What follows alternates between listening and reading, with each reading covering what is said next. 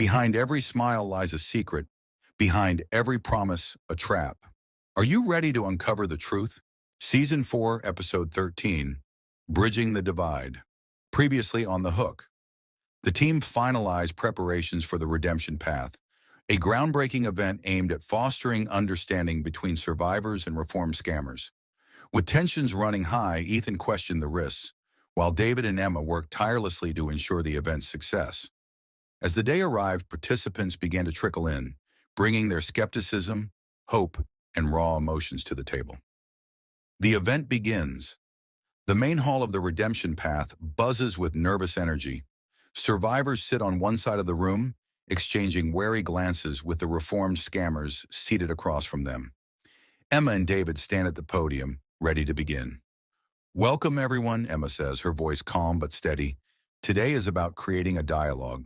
This is a safe space for sharing, understanding, and hopefully healing." David takes over. "We know this won't be easy, but we believe in the power of connection. Let's start with the stories that brought us here." Ethan takes the stage. After an opening icebreaker, Ethan reluctantly steps onto the stage. He scans the room, his heart pounding as he sees the mix of guarded faces staring back at him. For a split second, he sees his younger self, wide-eyed, hungry, desperate, standing at the back of the crowd. "My name is Ethan," he begins, "and for a time, I was part of the problem."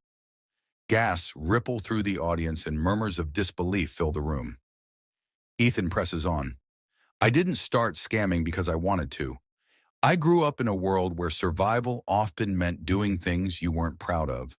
The pressure to support my family, the weight of being the oldest son, it pushed me into a life I never imagined for myself." He takes a deep breath. "But I want you to know that I regret every lie, every dollar stolen, and every life I hurt. I'm here because I want to make things right as much as I can." The room falls silent. A survivor raises her hand. "Why should we believe you?" "You don't have to, but I'm here, standing in front of you, because I'm trying. That's all I can do right now." Amara facilitates the conversation. Amara steps in, her calm demeanor helping to ease the tension. "Thank you, Ethan. Now I'd like to hear from some of you. What brought you here today? What do you hope to gain from this?" A survivor named Margaret speaks first. "I lost everything to someone like you," she says, her voice trembling. "My savings, my trust in people. I want to understand why." A reformed scammer named Kalechi responds.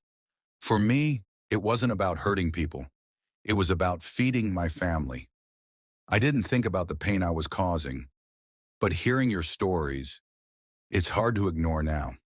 The room tenses as Kalechi's words hang in the air, fragile and raw. For a moment, no one moves.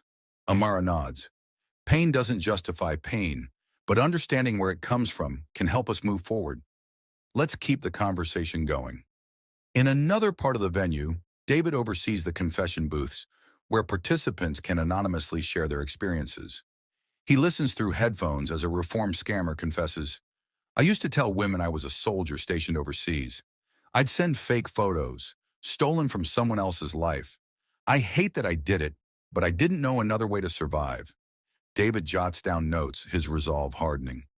"We'll make sure these stories are heard," he whispers to himself, the low hum of static punctuating the quiet. Later, Emma sits with Sarah, a survivor who initially hesitated to attend. "I almost didn't come," Sarah admits. "But hearing Ethan's story, it made me think, maybe not everyone who did this to me was a monster." Emma nods. "That doesn't mean what they did was okay, but it shows there's a chance for change for both sides." Sarah removes her mask, letting her guard down for the first time. "Maybe I can forgive," and she says, "Not forget, but maybe forgive." As the day ends, the room feels lighter, as though a weight has been lifted. Survivors and reformed scammers exchange tentative smiles and handshakes. Amara gathers the team. "This was a good start," she says, "but it's just the beginning. We need to keep the momentum going." Ethan stands quietly, watching a survivor and scammer share their stories over coffee. For the first time, he feels a flicker of hope. A single candle flickers on a table near the exit, left behind by a participant. Ethan watches the flames sway, steady despite the drafts. Maybe hope like this is fragile but real. Next on episode 14, The Healing Journey. As the team reflects on the success of the redemption path, they begin planning a series of workshops to continue the dialogue. Meanwhile, Emma and David delve deeper into the psychology of forgiveness, while Ethan and Amara work on strategies to prevent vulnerable individuals from falling into scams. Can they build on this progress, or will old wounds threaten to reopen?